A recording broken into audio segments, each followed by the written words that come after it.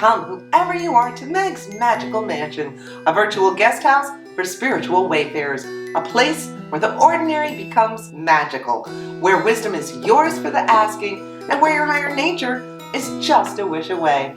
Thanks for joining us here today.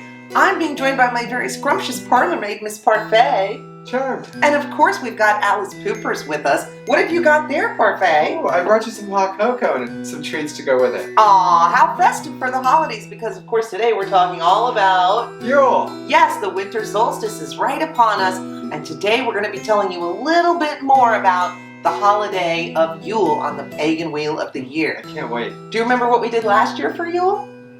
Oh yeah, that's right. Our goats. We had made these adorable little Yule Bock out of straw that you then toss into the fire to release your intentions. If you didn't check out last year's episode, I'll link it at the end of this episode, and you can learn how to make these, and you can see our bonfire from last year. But this year I thought we'd talk a little bit more about the history of Yule, and maybe, Parfait, do you happen to have a festive holiday drink we could make? I might have come up with something. You'll have to stay tuned. Alright, so stick around and maybe we'll even have a giveaway. Don't go anywhere.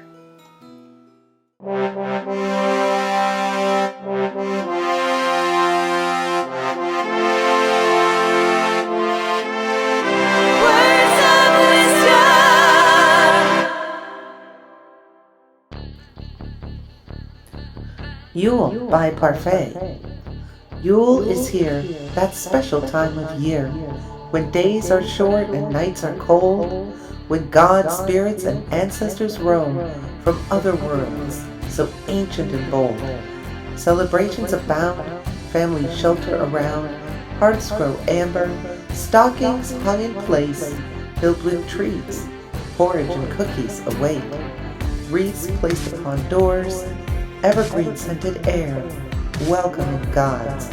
Father Odin appears into the night sky, his steed by his side. They charge into the night. The legendaries taste briefly, soon returning to night, chasing the lengthening days till dawn's opening eye.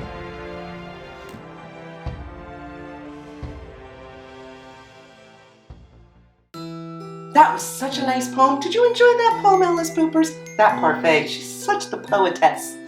And today we are talking all about Yule. So let's dive right in and let's learn a little bit more about the winter solstice, this wonderful holiday on the pagan wheel of the year.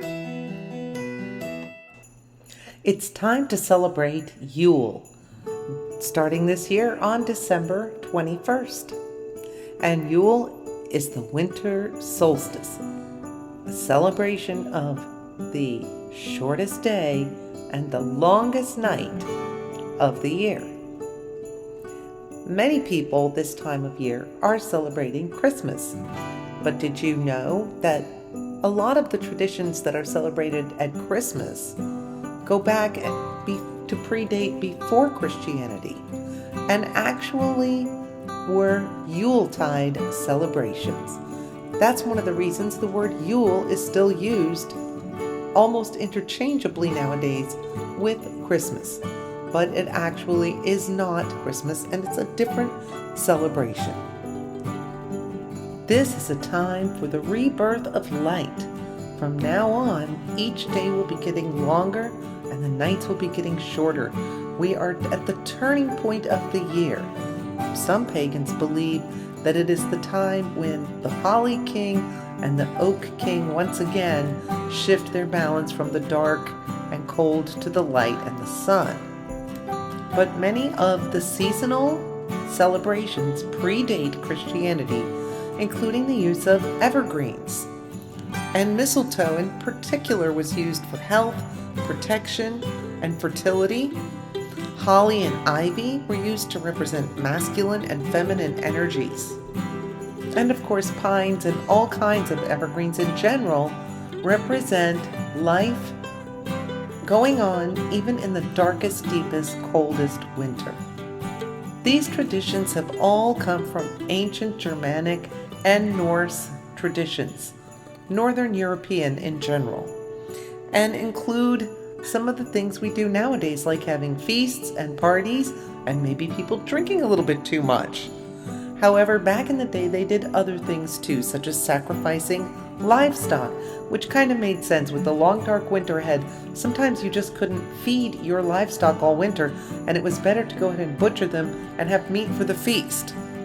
But nowadays we use the Yule bok or the straw goats that can be sacrificed into the Yule fire as a representation of our gratitude and our thankfulness for the abundance on our tables. And of course, the boar is an ancient animal that was used as a way to pledge and make vows and make resolutions for the new year, because people would actually put their hands on the boar itself before it was cooked and make oaths and make pledges. And of course, we ended up with many Christmas carols, including like the boar's head, and ham is still a very popular dish to have on Christmas. And what about our friend Santa Claus? There are a lot of backstories about how we got to St. Nicholas and Santa Claus. St. Nicholas actually was a real person who lived in Turkey in the early days of Christianity and was known for giving gifts. But also in Norse mythology, we have Odin. And at this time of year at Yule, he had the wild hunt of the dead. It was like a ghost hunt in the sky, with Odin's 8-legged horse pulling his chariot through the skies. But this was also a time when Odin would grant boons or gifts in exchange for making a good sacrifice to him. So this was a time when people would turn to Odin and ask for blessings and gifts from him. And I get the idea in my mind that between riding through the sky, through the night sky with your 8-legged horse, and St. Nicholas giving gifts, and Odin giving out boons and favors and gifts to people and blessings, you can kind of see where maybe it all got mushed up into Santa Claus. The Yule log was a very, very ancient Anglo-Saxon tradition where people would burn entire trunks of trees so that the one log would last for the entire Yule celebration. Nowadays we can make cakes that look like logs and other representational things, but that's where it comes from, is that idea of burning the one large, huge log that can last the entire festival. And let's not forget the idea of Krampus, the evil Santa who would punish children. So you can see the ideas were already springing up about you better be nice and you better not be naughty, or you won't get gifts, you'll get punished instead. Krampus would come and kidnap children and punish children. I also find Yule to be the perfect time for inward self-reflection on the longest, darkest night of the year.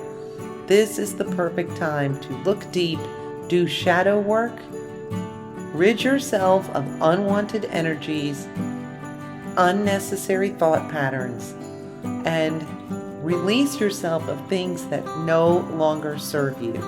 So as the longer days start coming in, you are ready and prepared to make the most of them. Well, I hope you've seen a few ways that Yule has been celebrated for thousands of years, predating Christianity, and how, like many of the Christian holidays, it again takes ancient traditions in a way to get people to accept a new religion by folding a lot of their old customs and celebrations into the new practices and faith.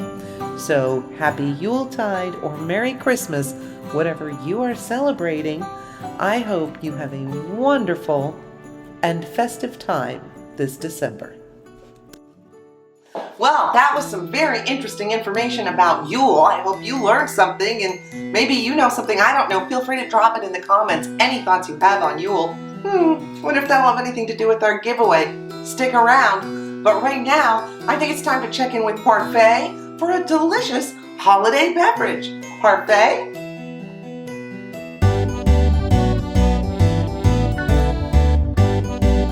And now it's time for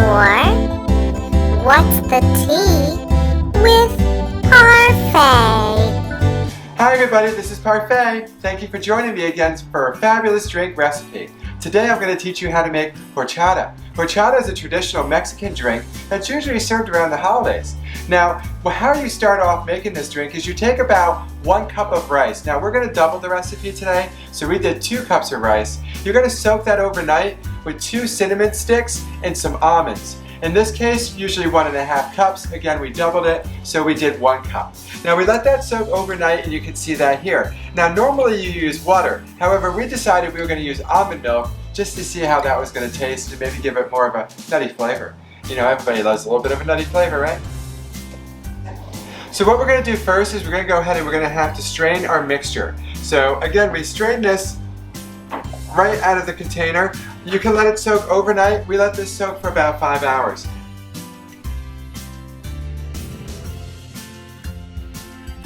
So once we strain that, we go ahead and we put that almond milk aside.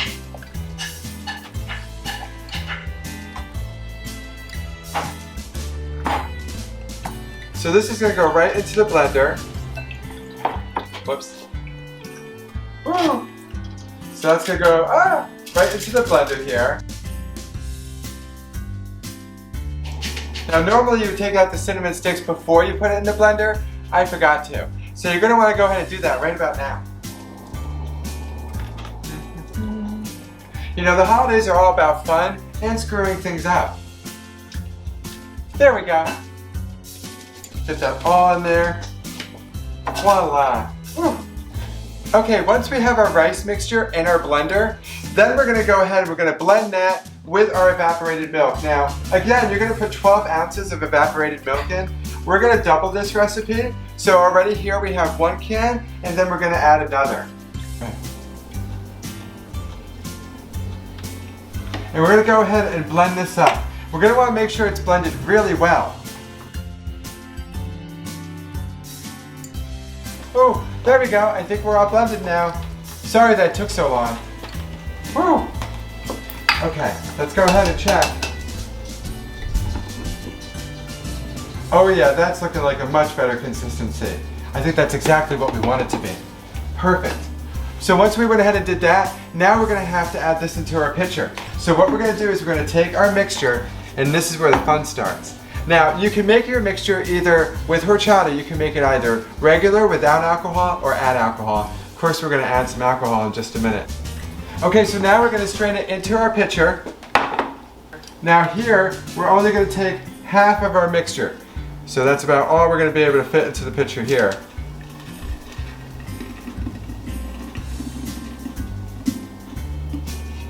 So we want to strain it about half. There we go. Give it a little bit more. That's about half for us there. Well, give it a tad more. There we go. We're just going to go ahead and we're going to set this aside. Now, we're going to go ahead and we're going to add our sugar to this next. Now, again, if you're going to do a half a recipe, it's going to be just 1 cup of sugar. We're going to do 2 cups of sugar, but again, we just separated it, so we'll do the other half later. So now we're going to add 1 cup of sugar. And you're going to add your vanilla. Very important to add your vanilla. First, before we do that though, we're going to give that a good stir. Now with the vanilla, we're going to go ahead and add 1 tablespoon of vanilla. There we go. We're going to go ahead and add 1.5 cups of almond milk. Again, if you're doing a double recipe, you're going to do 3 cups. Here's our vanilla. We're going to do half of that. And then 1.5 cups of our almond milk.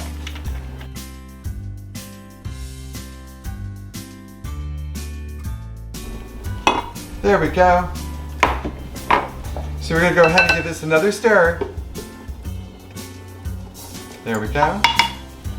And then you're going to go ahead and add, in this case, 1 cup of water. Now we had more water here, of course. I'm sorry, 4 cups of water. We had more cups here. So you're going to go ahead and add 4 cups of water. We already put some ice in here to chill it. we go. And you're going to go ahead and give this another stir.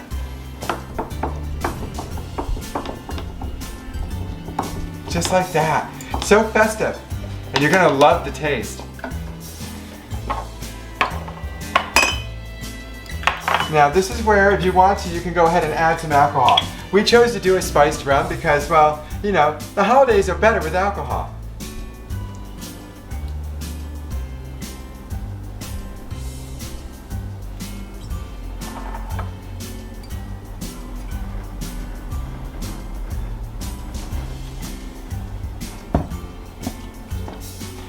Do a little bit of a topper here with our rum.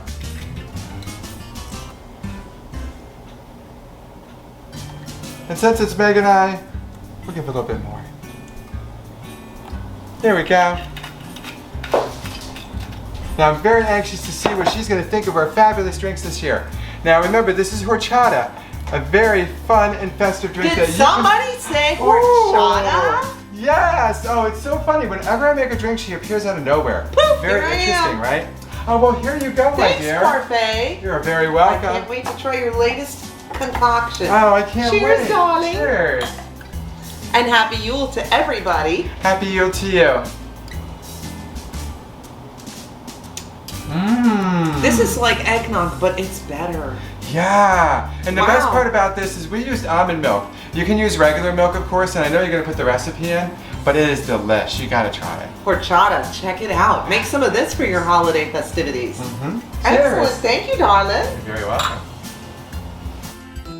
Thank you, Parfait, for this delicious and festive drink, Oh. horchata. You're so very welcome. I'm glad it came out so delish. I hope everybody makes this at home because it's really wonderful. It is delish. It's not eggnog. No, it definitely not. It definitely has a little bit of a different consistency. It's really pleasant. Delicious. So, hope you had a good time today learning a little bit more about Yule and that everyone has a wonderful holiday season. And I think we have a giveaway. We do. If you want to enter to win a $25 Amazon gift card, enter the win below by telling us your favorite thing to do on Yule. Okay, so that's easy enough, and get your entries in by this Sunday. And then we will post a short to announce our winners at noon. So Good luck. Get your entries in before then. And don't forget, in the words of Buddha, 1,000 candles can be lit from a single candle, and the life of the candle will not be shortened. Happiness never decreases by being shared.